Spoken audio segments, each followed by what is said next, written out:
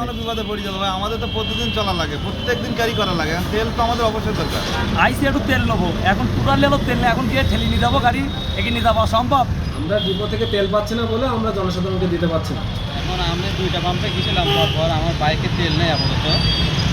এখানে এসেও হতাশ আর কি, এখানে তেল বন্ধ লেখা আর কি। আমরা কয়েকজন এখানে আসার পরে তেল নিয়ে ফিরে যাচ্ছে আর কি, হতাশ।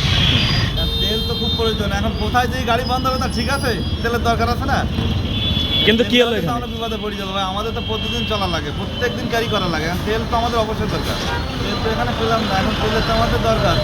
এই পাম্পে এসে দেখছি টোটাল এলো তেল নেই, অথচ সিরিয়াল পড়ে গেছে অনেকটা।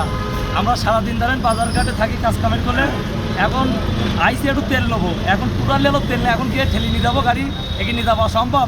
আমার নয় বাসা পাশে, আমি নয় ঠেলে নিয়ে যাচ্ছি, আর লোকে কী করবে?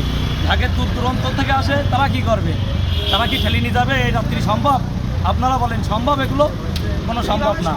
আমরা ডিপো থেকে তেল পাচ্ছি না বলে আমরা জনসাধারণকে দিতে পারছি না।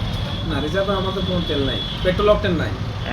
কবে নাগাদ এখনও আমাদের ডিটেলস কিছু জানায়নি, ফাইনাল কিছু জানানো হয়নি। এই সমস্যাটা আপনার হচ্ছে গতকালকে সন্ধ্যার আগ মুহূর্ত থেকে হচ্ছে। পবিত্র রমজানে এভাবেই আপন হয়ে উঠুক সবাই ইসপির আপন করা স্বাদে।